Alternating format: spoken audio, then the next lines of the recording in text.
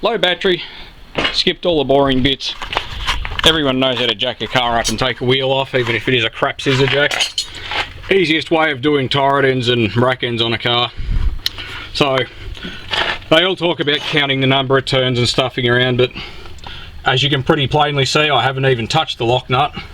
So it's all tight, it's all where it was in the first place.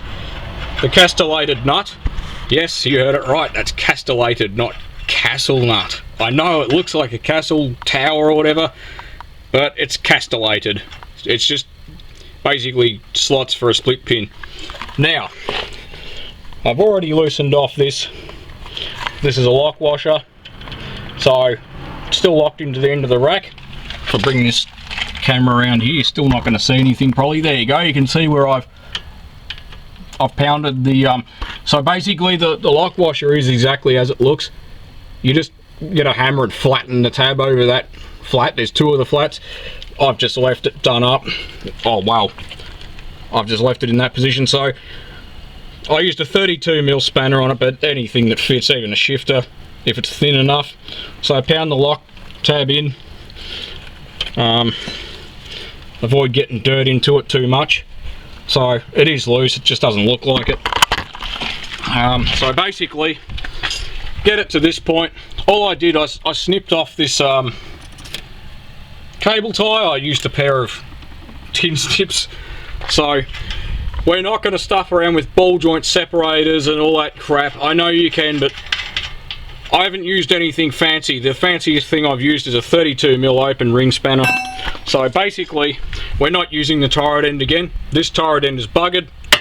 You replace both sides worth of parts, not just, you know, everything in pairs. So I would love to set this camera up, or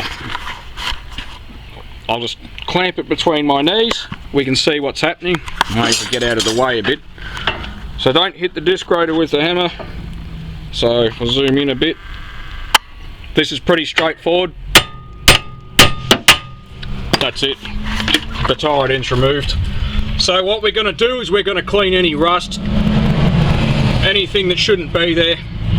I just give them basically, if it needs it, sandpaper. We're not removing material, just junk. So then I give it a squirt with Inox and use a bit of toilet paper or a rag. This turret end is buggered. We can see how even just the rubber boot's enough to make it spring back. This is not a genuine turret end, although it does look like one. It's got the nylon block, so maybe it is. It says it's TRW. The rack ends have actually been changed at some point. We can see that it sits on its own weight, but we bought new rack ends. I had a suspicion that the rack ends were buggered, but I think they've changed some of the parts but not others. So basically, the way I'm doing it means that to set the front end alignment, well, that's the lock plate. So you can see, I'll zoom out again, the grooves cut into the rack, machined into the rack, and basically the little tabs just sit in those machined slots, if I can get the damn thing to focus. So you can see the tabs there now on profile. So anyway, yeah, they sit in like that, sorry. This is actually the side that faces the rack end. You can see they're just punched out. Some of these lock tabs are better than others. I like to pack lots of grease around this joint before it goes together. Just plenty of grease, just, you know, just spoon it in. So do everything up, then grease it, don't do it the other way around. So give this rag a flick. You should be using a clean, dust-free rag. So if you wish, you can put a bit of grease on the actual gear teeth. I like to do that. So just give it a bit of a clean off, just to clean any old grease, any dirt, anything that shouldn't be there. It's in pretty good nick. I don't see a problem with anything. So I'm going to skip all the chit chat. That's basically how you get it apart. So once you've punched in the tabs on the lock tab or lock washer, it's pretty easy to get it off. So some mechanics I've seen, they use all sorts of things, even a pipe wrench, which we call a Stilson. It doesn't really matter, as long as you shouldn't use Stilsons or anything on a new rack end. You should be using the flats. So if you haven't got a spanner big enough, buy a set of spanners. So I'm going to get it back together anyway, and this gives you the opportunity to set the toe in instead of counting turns and all that stuff that everybody carries on about. You can pretty much just, providing the tie rod is sort of basically sitting in the center position, you can basically use the face of this as a reference and the center of this where it's conveniently got an X marked in the center. I believe it's the dead center, so we can do it that way. We don't have to count turns of the thing, we don't have to stuff around. It will need an alignment, of course it will. It was out in the first place, the bits are worn out, whatever, so we can basically take it to our front end alignment place, and at least it won't handle dangerously. So I'm not going to show you how to do that, it's pretty basic. If you've assembled this setup, and this is what you want to do, get this to this point, and then it's a matter of just slipping it on the front end, just doing it up on the rack. So I've got the new assembly, I've still got the bag, the rack end came in, it's just sitting on the end of it to keep the grease away. The lock wash is still in the bag too, so basically what we're going to do is we're going to just set the alignment, the center of this ball stud to the center of this one. Obviously this has to be, you know, in the same orientation as that, so in the center, and then we're going to set the face of this to the face of the other one. So just make sure this is as straight relative to the rack end as possible. Then you just do it up. You should be using a torque wrench, but absolutely none of you are going to have the correct adapter for that, so just tighten it up firmly. You don't have to wring the crap out of it. Do remember that there's not like there's anything to lock onto on the rack. I suppose you might be able to lock onto that, but I wouldn't do that either. I'd just tighten it up firmly. It's not going to be a problem, it's not going to come undone. It's not a test of strength, but even just looking at the torque spec should give you an idea of how tight it should be.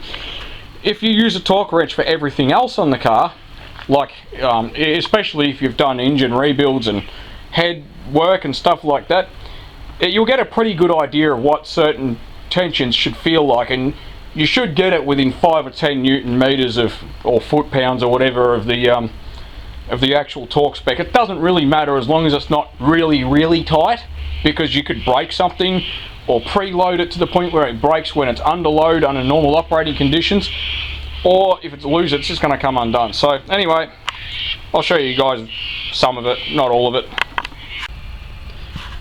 Now these lock tabs are a bit of a pest to sort of pound over, but if you get it sort of pounded over the flat, it's not good. If you tighten it enough, it's not going to go anywhere anyhow. So I got a cleaner rag, so give it a bit of a wipe down just to make sure you haven't included any dirt or anything like that in there, or just from pounding this lock tab you might have some metal that might come off it, a couple of bits of splinters or something.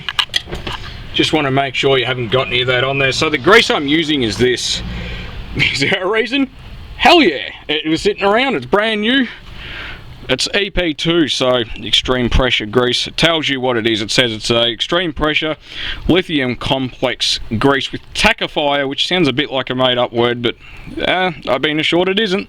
So, you know, you should be giving it a bit of a wipe down to make sure nothing gets in the grease, or, you know, dirt's your enemy. Like, even that grease there doesn't look like much, but it's enough. I'm just doing it because I can, really. Gilding the lily. But just, yeah. Greases are not compatible, so you do have to watch out, but I'm pretty sure that's going to be a lithium based grease as well. So my hands I gave a wipe with the clean rag and diesel. Make sure you got no grit on your hands or anything. This is not necessary, you don't have to go doing what I'm doing. I'm just doing it because I am gilding the lily, like I've said. So it does normally have a bit of grease on the rack, so I don't know how much of that's ever going to make its way into the mechanism, but I don't really care. All I really care about is there's a bit of grease on there, so that's good enough for that. With it in mind that the grease is not compatible, I can get this camera to set down, it's probably a good idea that when you go dipping your hands into your grease pot, if you're greasing something that's already been greased in the past, like when it was made or whatever, wipe the grease off your hands, because you don't want to contaminate the grease in your pot. This is really just not necessary, but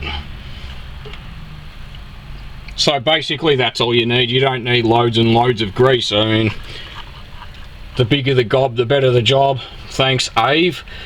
But at the same time, you know, it's not going to make any trouble for you if you use more grease than you need to. It's just going to waste grease. So we've greased the rack. As you can see, it's nice and greasy. If the camera ever wants to show you, the tie rod's got plenty of grease too. So putting it back together is just the reverse of taking it apart. It's not really very complicated, but it's just a few things I've done.